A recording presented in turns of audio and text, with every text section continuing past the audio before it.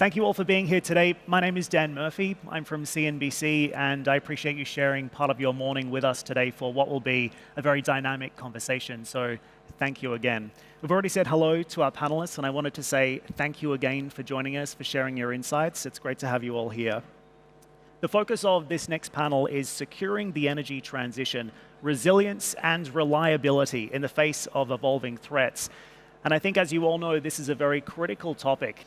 So to begin our conversation, I wanted to ask each of our panelists just to get an idea of how you see the situation evolving from here. What would you say is the single biggest threat to global energy security today as it stands right now? Dr. Almaty, would you like to start? So thank you for sticking around here. I know we're a little bit late. Thank you for coming. Appreciate it. I just want to start by saying two things. The energy transition or the decarbonization is a problem at scale. In this room you're sitting in right now, you're breathing the air. There is 400 ppm of CO2. All right, that's the average. 400 parts per billion of CO2. If you sat in the same room 200 years ago, it would be around 250. That's what the industrial age have done. This is a problem, massive and at scale. In the past 22 years alone, we added, in terms of CO2 tonnage, in millions of tons, more than the past 100 years. So as a result, I think that with the security situation, what I'm afraid of, with the security situation in Europe right now, with Ukraine, where people now are thinking more about reliability, secure gas and secure power, that the decarbonization and the energy transition will take a back seat in front of the security threats happening in the world. Andre, your view. I agree with you. I think that, as you point out, this is a problem at scale which poses its own problems. And in the near term, we have some very real geopolitical problems and challenges. From an operational point of view, I think cybersecurity is really important. The cybersecurity of our critical infrastructure, our ability to protect our critical infrastructure, and building effective collective defense and a public-private partnership around it. Kara, welcome into the conversation. What's your view? Thank you, and great to be here. Thank you to the Atlantic Council. I think one of the areas that I worry about the most, spending a lot of time on decarbonization and sustainability, is that we've approached this challenge in a very narrow and not integrated way. And in my mind, one of the biggest challenges we have within ESG and sustainability is that we have approached it through a win or lose scenario, if you will. So certain industries are good and favored, and certain industries are bad. And that is a challenge. What we should be optimizing for is clean, reliable, affordable energy. And I think that's most acute right now, given what we're seeing. And one data point that I will give you is the metals and mining sector, which is very under-owned if you look at a lot of ESG and sustainability indices. Steel, core part of that sector, is absolutely crucial to many of the technologies that we need to scale decarbonization and to deliver on net zero objectives. So if you look at hydrogen, if you look at wind turbines, if you look at nuclear, steel is needed for many of those production processes. And that's just one example of, I think, how we are at risk of not looking at this challenge in a very integrated, holistic way. And as a result, we're probably underfunding sectors and technologies today that are critical to transition. Absolutely. I think the funding element to it is really, really critical, and we can unpack that in just a moment. But Kara, thank you. Let's bring Leo in as well. Leo, I'm sure you're looking at this through a cybersecurity lens too. Yeah, how'd you guess? But hi, everyone. So I would agree with Kara and my fellow panelists that in a system that is accelerating, that is strained, by geopolitical conflict, by supply chain issues, there's a tipping point. And that tipping point can come from multiple places. And one obvious one is cybersecurity. At the heart of the energy transition is digitalization. In our sector, in the energy sector, 2 billion devices are going to be added over the next couple of years. Every one of those devices could be a potential source of vulnerability that could be exploited by bad actors. In a system that is increasingly connected and digitized, that includes legacy assets and native digital assets, this could have cascading effects. And what we're talking about is not just loss of data. What we're really talking about is a safety issue, one that could bring down major parts of the grid, or as we saw with the Colonial Pipeline attack in the United States, parts of gas networks. So cybersecurity is important as both an opportunity to accelerate the energy transition if we can get it right, because it builds trust, but also as a major source of risk that we need to address pretty urgently. Leo, just to expand on that point, what would you say is the single biggest risk to energy security today? Well, what it boils down to is one attack that could have kinetic impacts to the energy system of a country.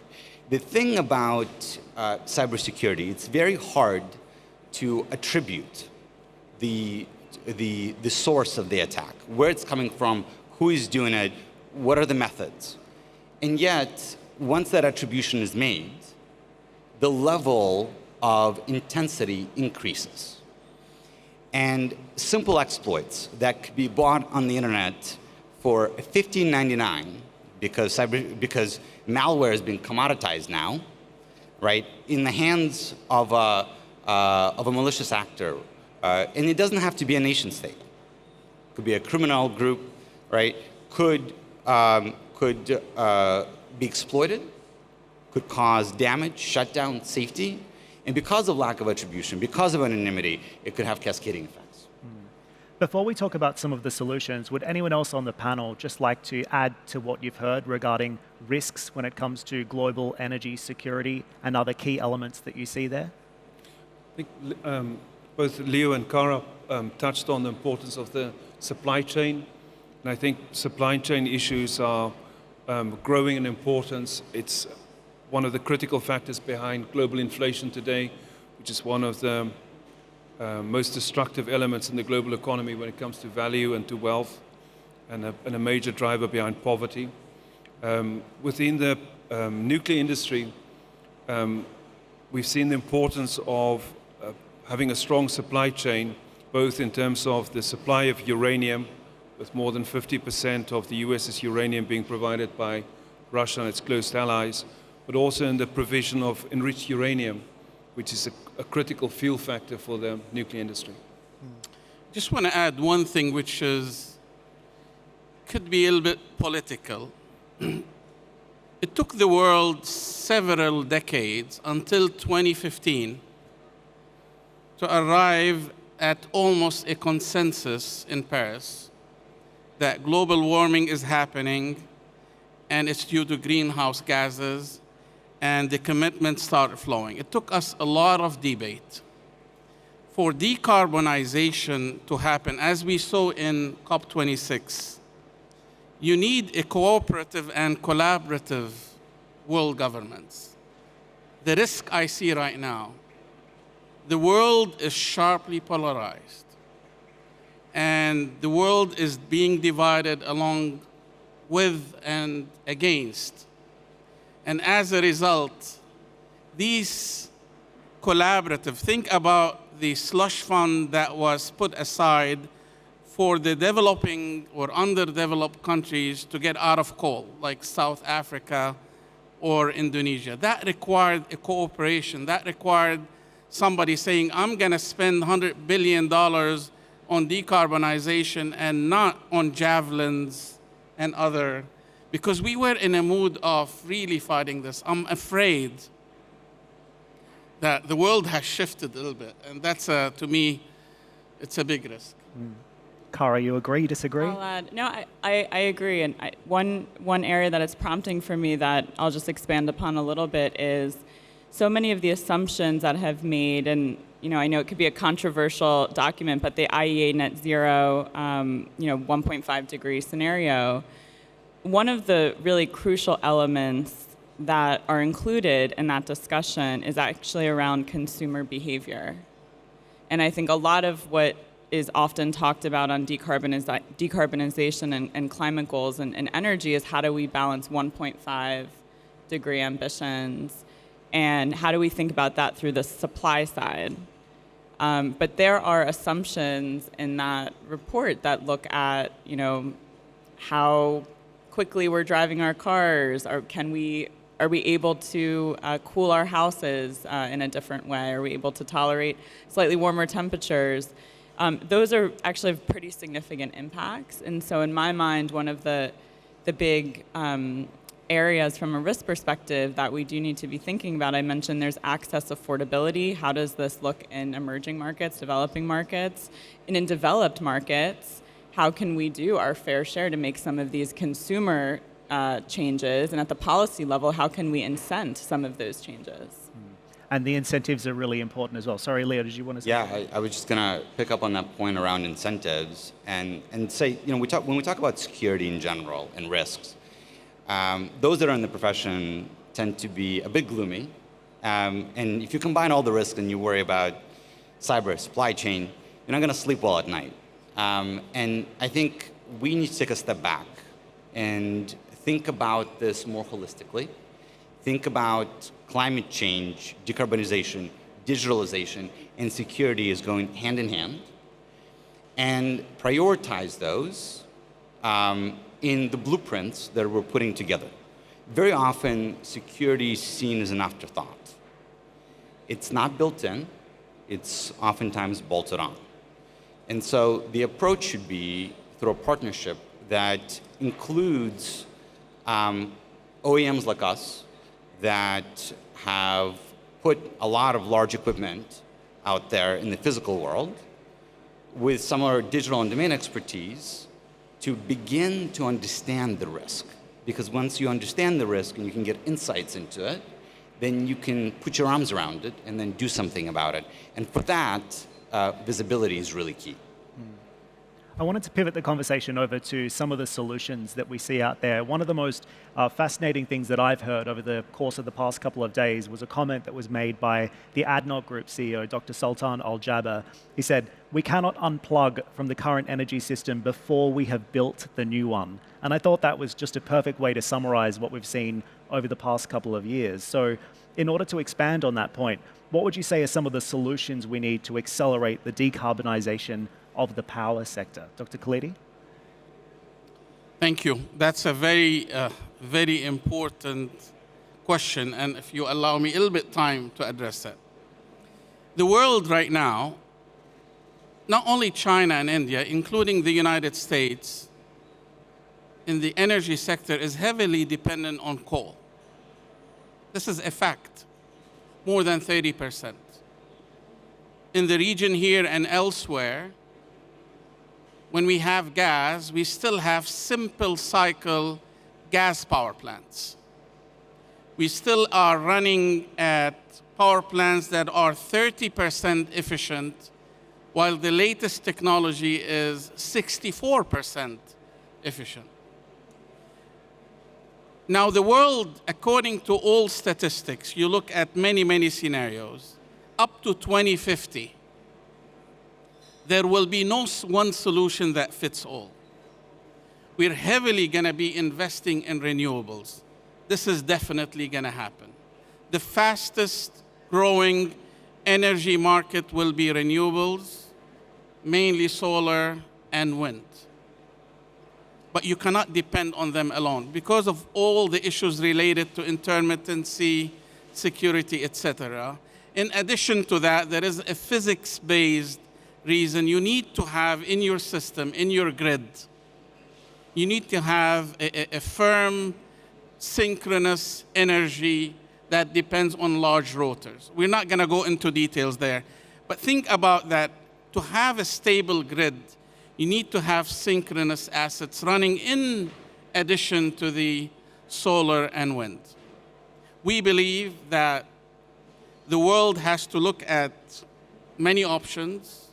We have to fund, and we have to incentivize. Otherwise, can I ask somebody here who signed a 20-year agreement with an off-taker, 20 years, with a certain tariff, and you tell them, you know what, you're using gas, or you're using diesel, or using coal, you need to decarbonize, but you know what, I'm not gonna look at this 20-year-old contract. I'm not gonna revise. How can he work? If there is no carbon credit, if there is no incentives from government, it's not gonna work. It's a massive problem. Here's why. The countries we're living in, UAE, Saudi, Kuwait, Qatar, have invested hundreds of billions of dollars on the assets. So you're not going to unplug it like Dr. Sultan said. You have to build up an alternative. And we think that renewables plus gas power could be a good combination. Why gas power? Because maybe I'll talk about it in the next one. Because if you invest in gas technology, you're not locked in CO2. Don't think of gas power that it is natural gas. No. Gas power can be completely zero carbon, all right? Zero carbon gas technology. It gives you the firmness on the grid and allows you to decarbonize. But guess what? You need to start from now. As we said, we heard certain commitments by 2030. 8 years is not a long period to decarbonize. You need a lot of time, investment, incentives, and more importantly, which we'll talk about, hopefully, policies. So let's talk about the level of investment that we're going to need, because Kara, there is an enormous capital gap out there. We continually hear about the need for investment into hydrocarbons, the need for investment into renewables as well, in order to ensure that we have a stable and secure energy transition. Where is that money actually going to come from? Yeah, it's a great question. And the two words I would sort of start with, and then let me quantify it, are how do we do this in a way that is integrated and commercially viable? Right, where we can really leverage as much as we can the private sector to get this done.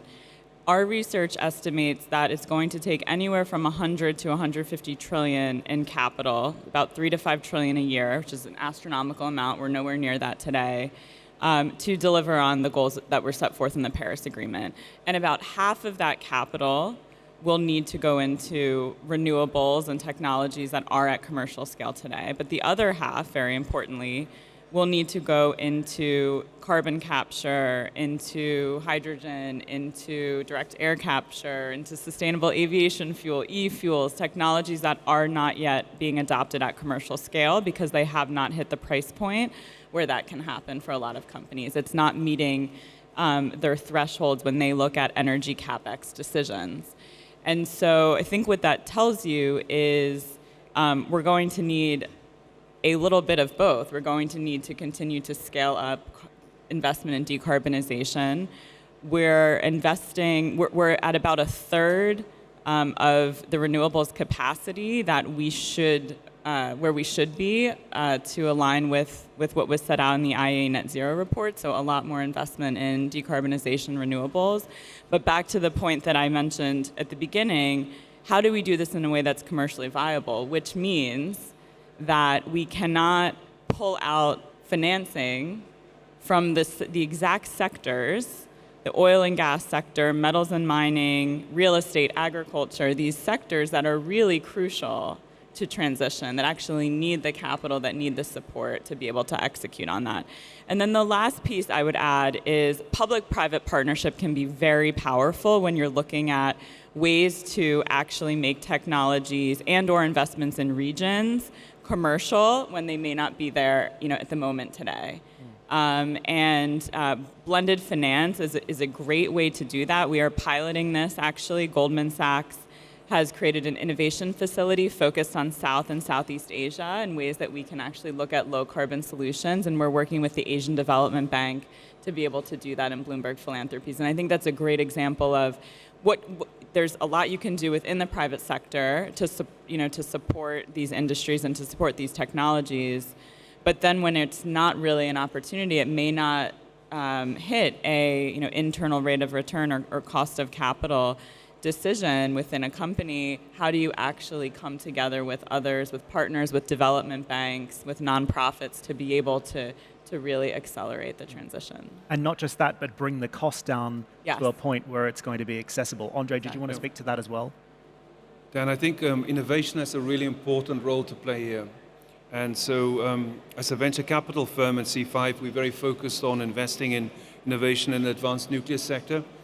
And we've seen a complete sea change in the safety and security of nuclear reactors with the onset of small modular nuclear reactors as a major form of innovation. And in this regard, the US is leading this market, the development of this market globally. And alongside renewables and this breach which we need to build from the existing industries, I think advanced nuclear has a very important contribution to make to provide a secure and always-on source of fossil-free energy for the future to enable us to reach these goals. As I understand it, the company just made an investment into a business called X Energy. That's right. We've invested in X Energy, one of the leading advanced nuclear companies in the US. X Energy is building the first small modular nuclear reactor for Washington State and is really, alongside TerraPower, leading the innovation in this sector. So if nuclear can be part of the solution, why is Germany turning the lights off on its nuclear reactors? Well, Elon Musk was in Berlin last week, and he made a point of emphasizing the importance of Germany not switching off its legacy nuclear reactors. And I think the legacy nuclear industry has a very important role to play. Today it produces up to 50% of the US's carbon-free energy. In the UK it's about 30%. Sweden derives 40% of its carbon-free energy from the nuclear sector. So I think the legacy nuclear industry has a very important role to play. And then we have the promise of small modular nuclear reactors, and beyond that, the promise of nuclear fusion, which will be the cleanest form of energy that civilization has produced. Dr. Khalidi, agree? Yes. I know it's not your wheelhouse. By the way, in GE, just want to clarify, we are in SMRs, and we're already developing that. We believe in it. I believe in renewables because we're funding and doing investments in hydro, in solar, in wind, offshore, onshore. I am in fossil-free, including the hydrogen.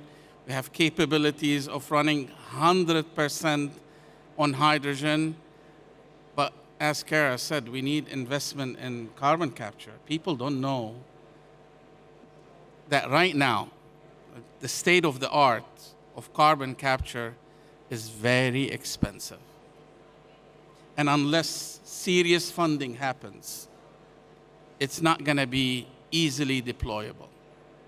So there will be many investment. We are very bullish, by the way, about the nuclear, and we believe the SMRs, the 300 to 350 megawatt has a big future, and we're going to invest in it, and you're going to hear actually announcements from GE on this. What type of announcements?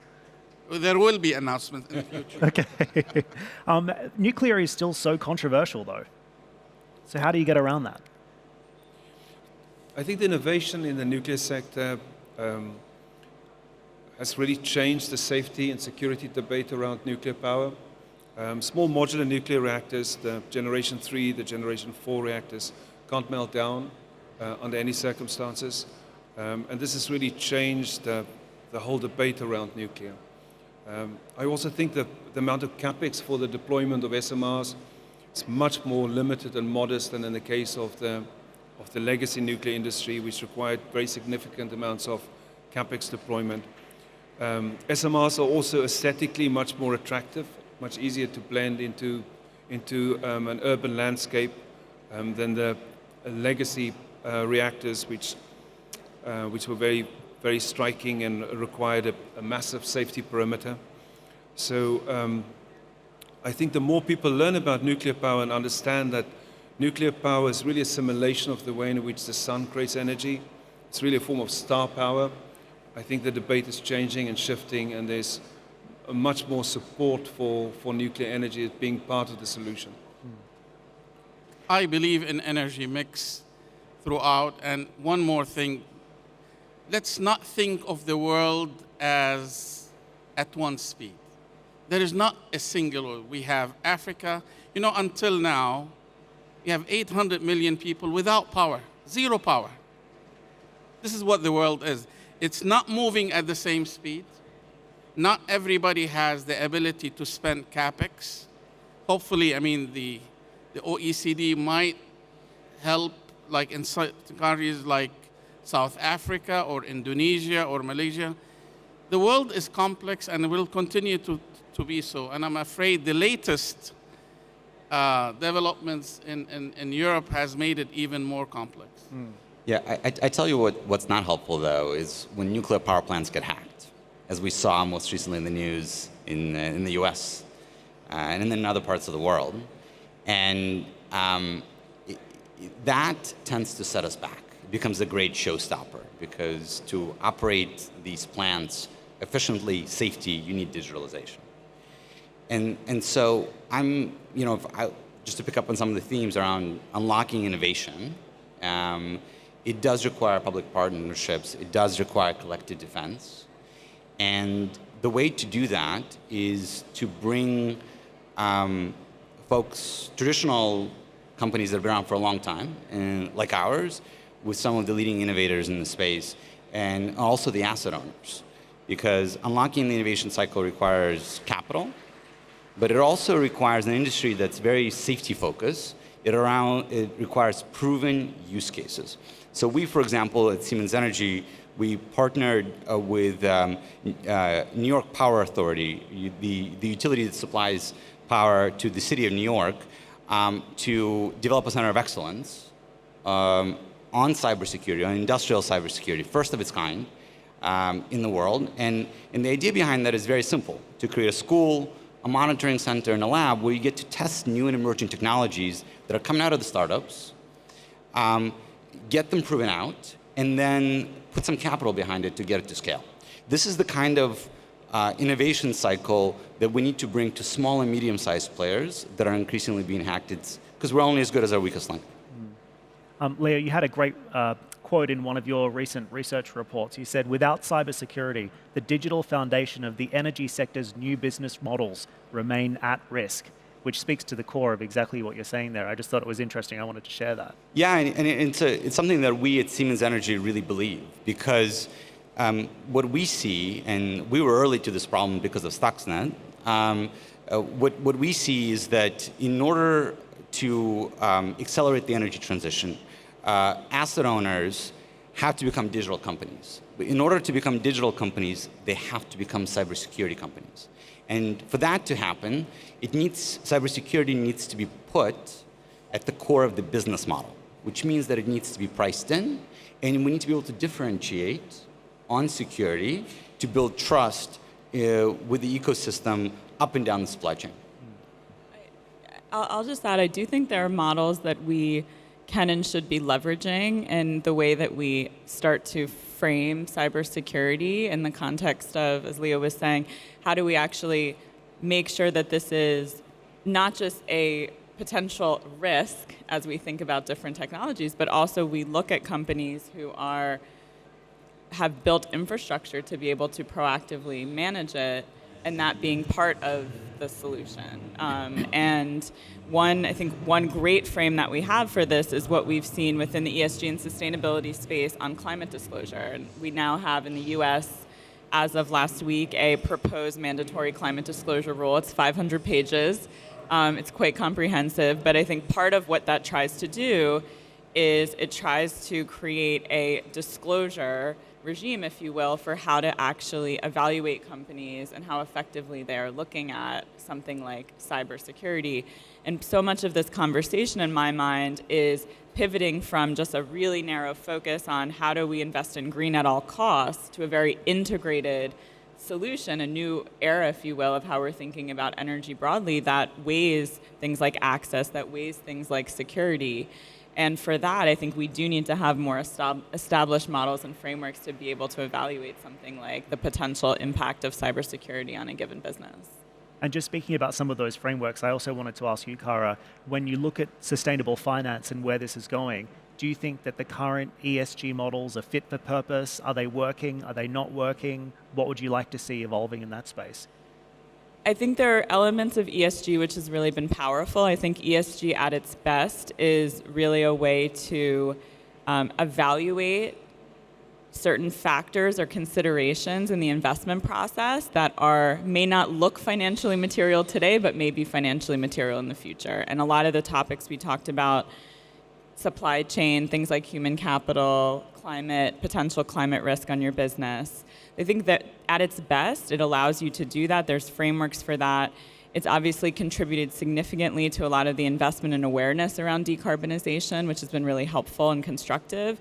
But I think there are elements that have been challenging, and a lot of that gets at this conversation we're having around supply side. If part of what we're doing is just creating bright lines around sectors that are good and sectors that are bad, that is not going to help us optimize for a very integrated solution that, again, looks at reliability, access, clean. And so I think the more that we can look at these things from a very holistic perspective, supply chain is really crucial. I think that's where we need to really beef up capabilities so that this isn't about good versus bad, but it's about optimizing for a more holistic, inclusive transition. Dr. Kalidi, did you want to speak to that as well? What principles do you think policymakers should build climate action and regulations around? Three things I want to talk about in terms of policy, and I'll be brief this time.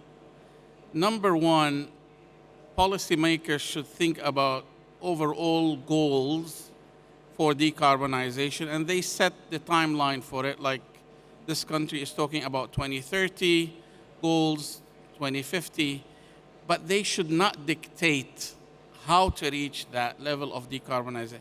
Let the market evolve, let the technology evolve, because trust me, there are a lot of questions unanswered. Nobody knows the truth, and nobody can control that. Let the market dynamics, including the banking sector and others, decide how to approach, because I don't think there is one size that fits all.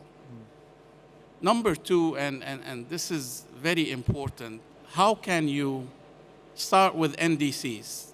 So great, published with certain criteria. How can you bring this down to earth with carbon economy, incentives? How would you deal with locked in, as I said, PPAs or power purchase agreements and others? You need to take those NDCs and put a framework that makes sense within a market economy which is evolving. So it's very important that policymakers, when they do these very, in my mind, very aggressive goals for whether 2030, I'm going to name a country here without naming it, where it said by 2030, we're going to reduce half of our power will be on renewables. And every expert who looks at that, he'll say, this is not possible, all right? So it has to be practical. They have to help with the incentives, the carbon credit or the carbon economy. How would people be paid for that? Because if you're going to switch to hydrogen, say, suppose you have the capability right now to switch to green hydrogen right now in a power plant. Who's willing to pay 3 times more for the fuel, which is hydrogen? Who is? Who's willing to pay 3 times of his electric bill? The last thing in policy, it has to be much faster. We don't have much time as people think. 2030 and 2050 is not far away.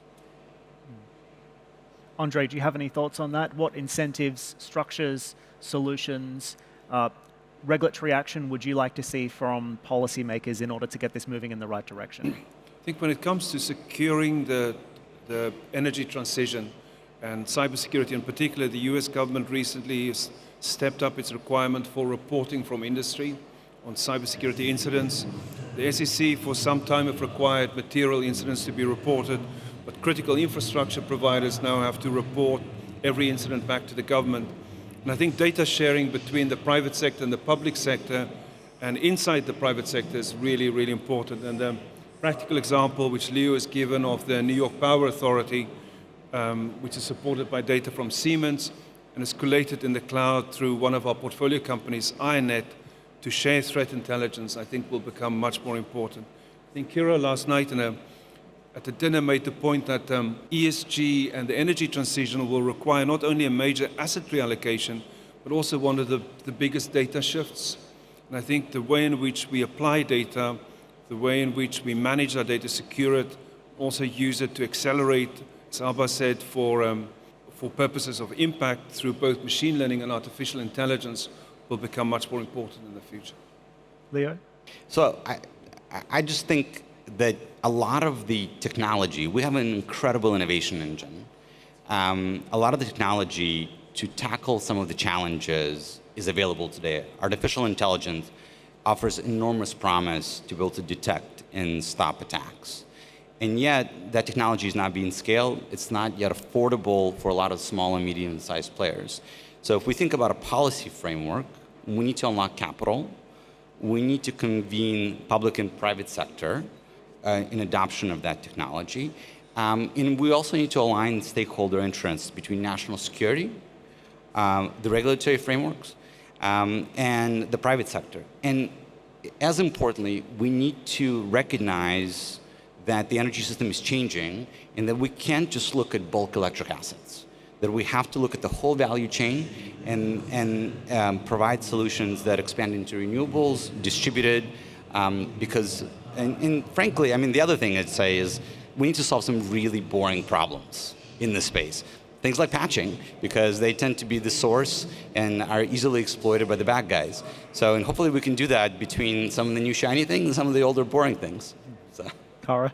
Yeah, I'll just add 2 points. One is on data. Couldn't agree more. I think data is absolutely crucial. You cannot manage if you don't have the right tools to measure. And some of it is actually, there's a lot of data that's out there. It's not always in the most accessible way. And when I say data, I'm talking about things like emissions, but also things like weather pattern and government information that you need. I'm also talking about supply chain related information.